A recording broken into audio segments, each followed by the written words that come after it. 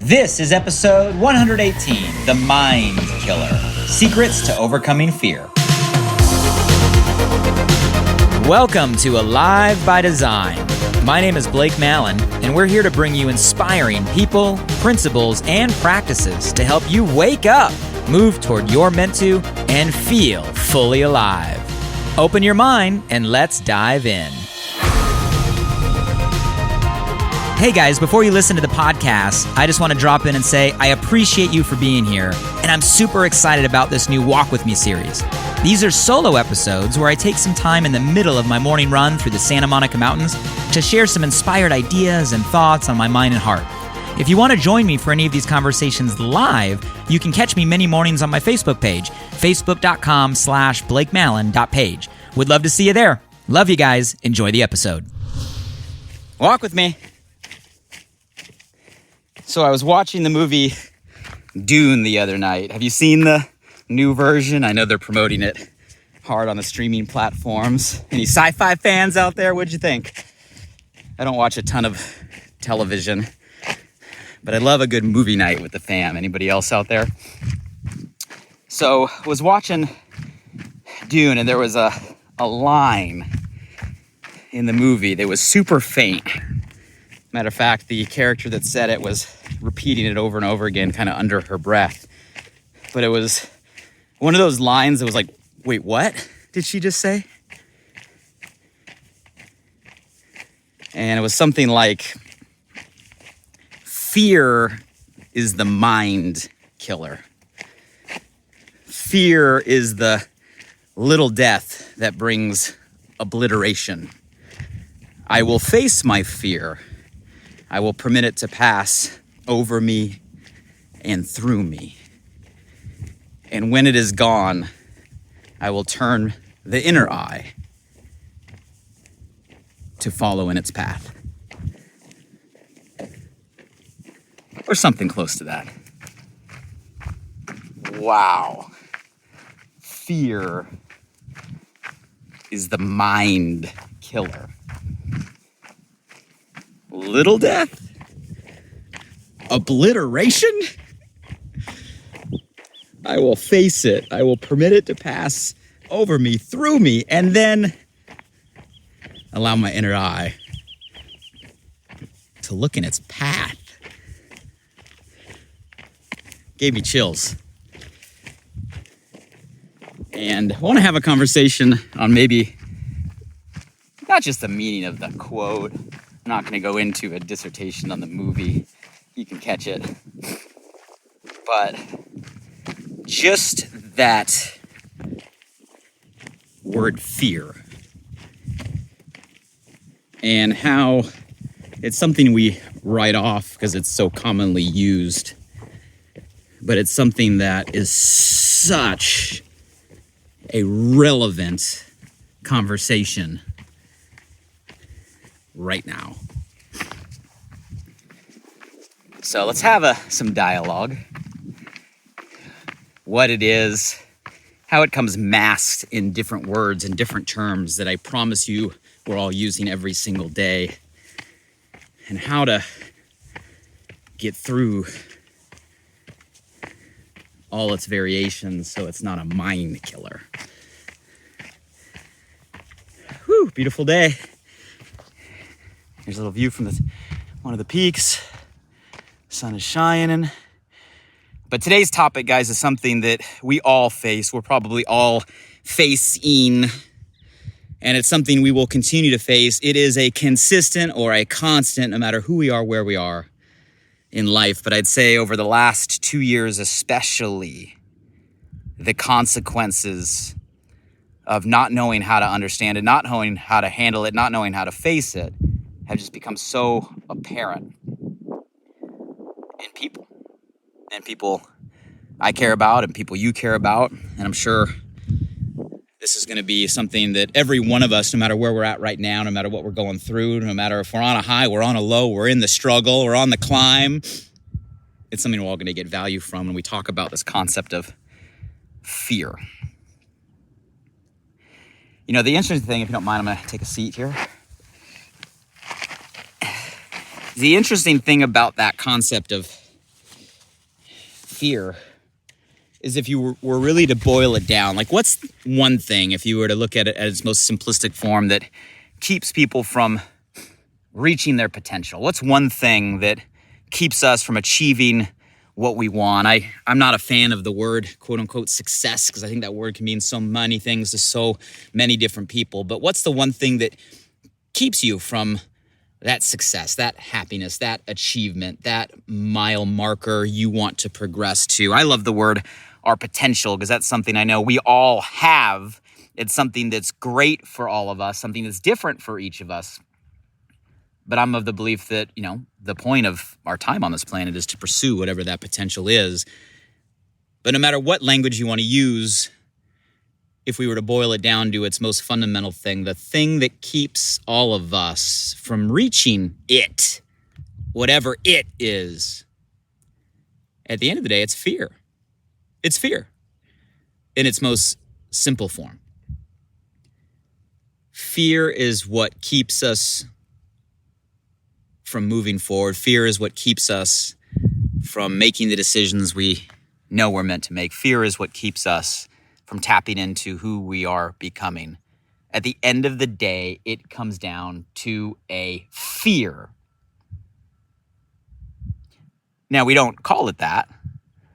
Right? We call it a ton of different things. What's been interesting to watch over the last couple years is how some words have just risen in frequency and consistency.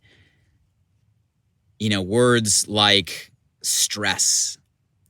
How many of you over the last couple years, maybe over the last couple months, maybe the last couple weeks, right, have felt quote unquote stressed? But if you think about that word, like, what does that even mean, right? What is stress other than a fear of something that might happen, right, to us or around us that causes a stress in our body? Stress is a fear. There's been so much conversation over the last couple of years on the rise or elevation of anxiety, right? The statistics of how many people are dealing with anxiety right now, right? I bet if we were to poll every one of you right now, you have someone close to you, someone within your own inner circle, maybe even a family member or friend right now that's dealing with high levels of anxiety, debilitating levels of anxiety. Am I right? So many people. But if you break it down, what the heck is anxiety other than a fear? All right, isn't anxiety a response to a fear of something that might happen in the future? An anxiety where your mind sits and stirs or ruminates about all the different situations or scenarios that could potentially come to be. And the further you go down that direction, the deeper the hole goes. The crazier of a scenario you've imagined or come up with, the bigger that anxiety or fear response is. Isn't anxiety just a fear of the unknown? I've heard a lot of conversation, especially with entrepreneurs, solopreneurs, creators out there, that are just like, man, I'm just feeling so overwhelmed right now. Carrying so much weight. How many of you have heard that language, and overwhelmness? How many of you have ever felt that, right? Maybe you're in a place where you felt just overwhelmed. And what is that feeling of overwhelmed? Other than a fear that you can't handle everything on your plate, a fear that you might drop an important ball, a fear, right, that it's too much for you to carry. We call them different words at different times, but at the end of the day, you break it down, it's all the same thing. It's all a fear response, isn't it? What I love about the period that we've been in is it's created a higher level of awareness. We're starting to use these terms, talk about these terms, share the fact that we're going through these feelings, share how we're overcoming our experience getting through, a higher level of mental health conversation, self-love, self-worth conversation. In that same dialogue, there's been a lot of language these days around people pleasing or seeking validation. And if you think about that, and I'm sure, again, if I were to poll everybody, we all know people in our social circle right now that they would probably say, if they're honest with themselves, that some of the biggest things holding them back is the constant need for approval, the constant need for validation, the constant need to try to make everybody else happy, a people pleasing. But what is that? By now you know the answer, right? Other than maybe a fear of what other people might think, or a fear of what other people might say about you, or if you really want to peel back the onion, a fear that you won't be loved. At the end of the day, it's a fear.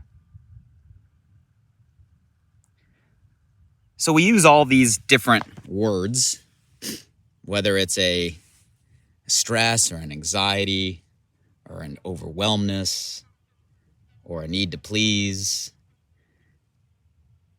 You know, I'm not going to go into a real feel response, and I don't want to not mention the fact that, hey, we've been in a situation, a circumstance, an environment where there's legitimate concern, there's legitimate risk, right? There's been legitimate danger out there. And don't get me wrong, the point of fear is to protect us from danger. So I don't want to go and dive into the things that are real risk, but one of the things that has been so interesting to watch in the whole pandemic and the whole COVID and the whole response to it, vax, no vax, mask, no mask, has been people's response, not to the danger itself, but the rules that are being put in place.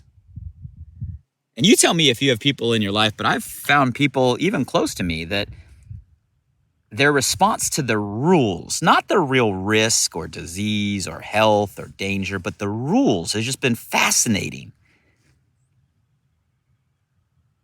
Where they're more scared of breaking a rule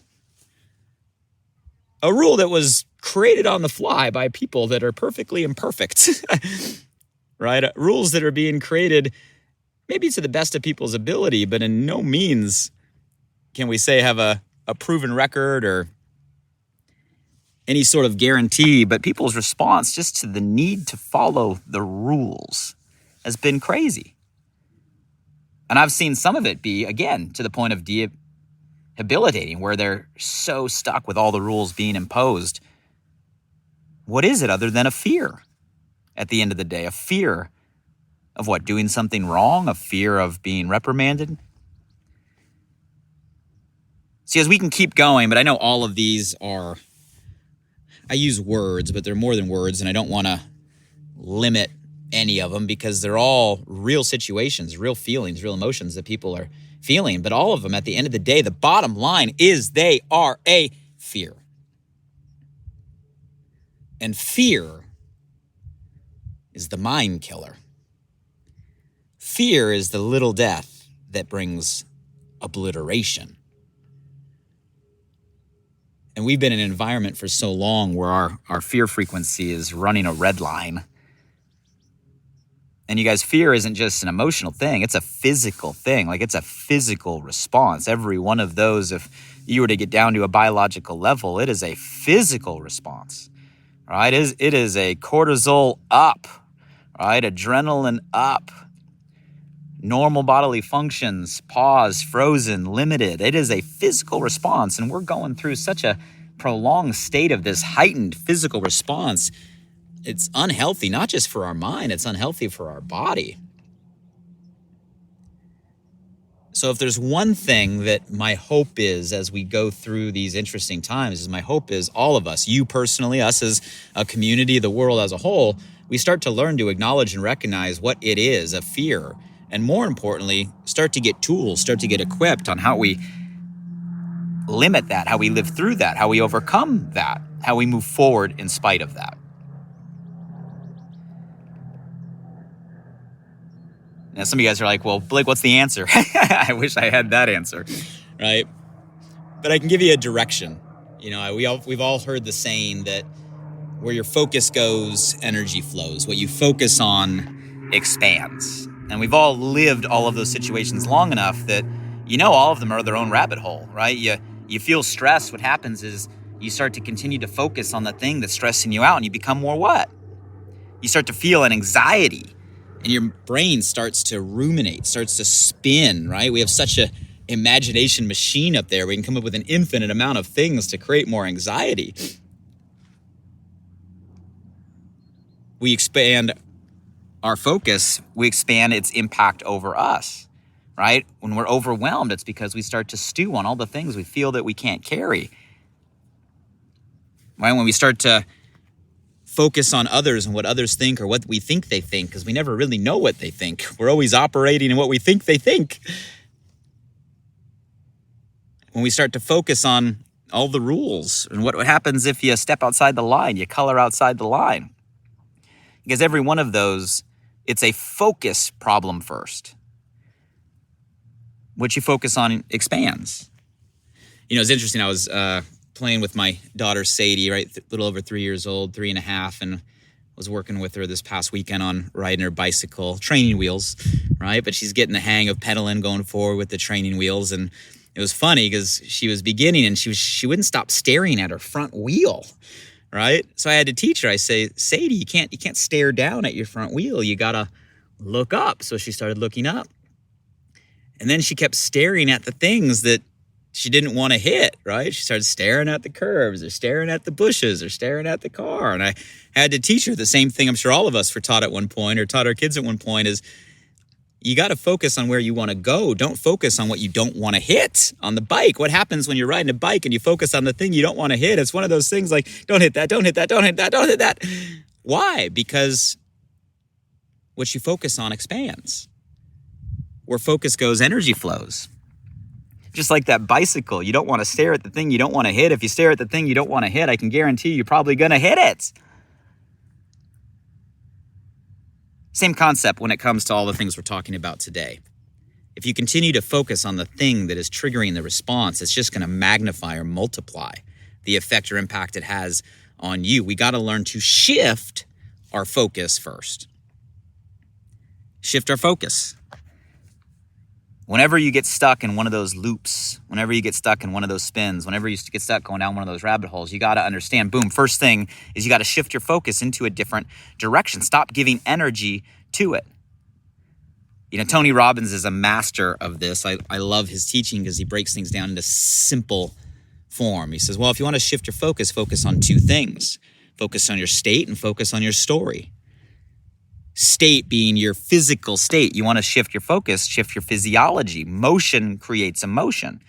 Change your state, change your posture, go move, go exercise, jump up and down, start to dance. Anything that creates a pattern interruption in your physical state is going to shift a focus.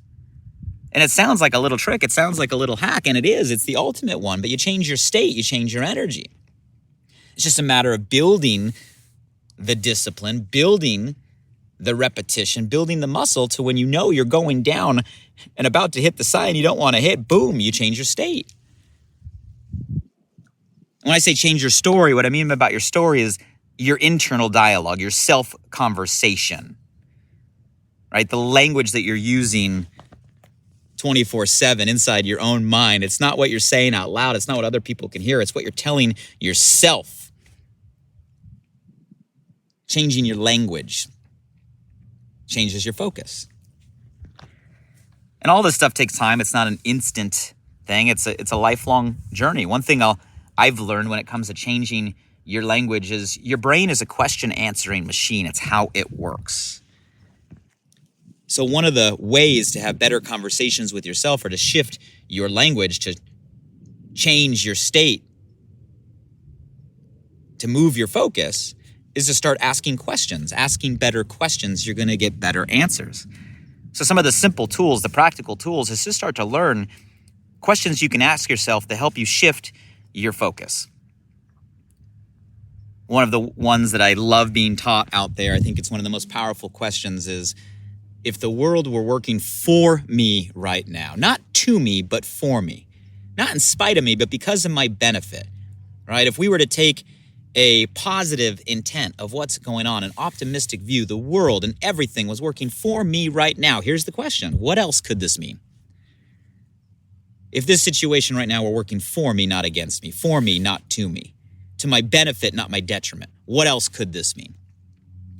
Guys, that question allows you to start looking at things from a different perspective, a different lens, and that perspective is going to get you a more positive response. I was listening to a podcast actually, one of my favorite musicians, Andy Grammer. Any Andy Grammer fans out there? Just an inspiring energy of music, one of my favorites. And it was a conversation on optimism, and it was just so fun to hear Andy Grammer, who I would define as like an optimist, define what an optimist is. And he said something along the lines of, well, an optimist is someone that looks at every situation, both good and bad, as something that is working for them. Looks at every situation, doesn't matter good or bad, as something that's going to make them better. That's optimism. I thought it was a great definition, but it's in line with what I'm talking about here. In every situation, hey, what else could this mean? Could be something that's working amazing, could be something that seems like hell, but either situation, if it's working for you, if it's helping you become better, if it's moving to where you're meant to be, if somehow it's a divine plan pointing you in a direction that you're meant to go, what else could it mean? And that answer is going to shift your focus. You guys, there's a lot of tools out there. We don't have time to go into all of them. But I wanted to have a conversation today on that topic of fear, because fear is a mind killer. And if I were to describe the last couple of years of what we're going through, I'd say right now is we're learning how to overcome our own fears. We're calling them different things. Maybe you're calling it stress or anxiety or overwhelmed or people pleasing, right? Or a need to follow the rules, or insert any other feeling right now you're going through. I'm willing to bet if you pull back the onion, it's going to come down to it's a fear. And one thing I know is true, what you focus on expands. So the first thing we have to do is to shift our focus. To shift our focus, change your state, change your story. Change your states by moving, change your story by asking a question. And it all starts with an awareness, and hopefully this conversation at the very least creates a level of awareness for you to start to realize, wow, you're right. I'm in a fear response right now, and so are the people around me. We got to make a shift. One more view from the top. Pretty day, sun is shining. Going to finish my run. And until the next time we walk together, guys, I hope every one of you, right, face your fears. Allow them to permit to go over and through you. And when the fear is past, you look and focus your inner eye in its place. Have a great day, everybody. Hey guys, one last thing. I'm super excited that this new podcast, Alive by Design, just went live. You see, I designed the show to bring you inspired thoughts and fascinating conversations with the world's most impactful people, to provide transformative principles and practices to help you wake up, move toward your meant to, and feel fully alive. And I'd love for you to help me spread the word now. Simply subscribe, rate, and review the podcast on this platform right now. So if I've ever given you value, please do me this personal favor and go subscribe now. And if you found today's episode helpful in any way, make sure you share this with at least one friend today. You have the power right now to change someone's day. So send them a text message with a link to alivebydesign.com, or simply copy and paste the link right from this podcast platform. Who's one person you know right now that you want to see succeed, that you want to see grow, that you want to see feel more alive? Shoot them a text with your largest takeaway from today and be a light in their day. And if you were referred here by a friend, make sure you shoot them a text back and say thank you. I'd love to hear from you directly on what you got from today's podcast. So if you're up for it, drop by my Instagram @BlakeMallon and shoot me a DM. And as always, thank you for showing up. I'm grateful for you, and I hope our time together today in some small way helped you feel a little more alive. Until next time.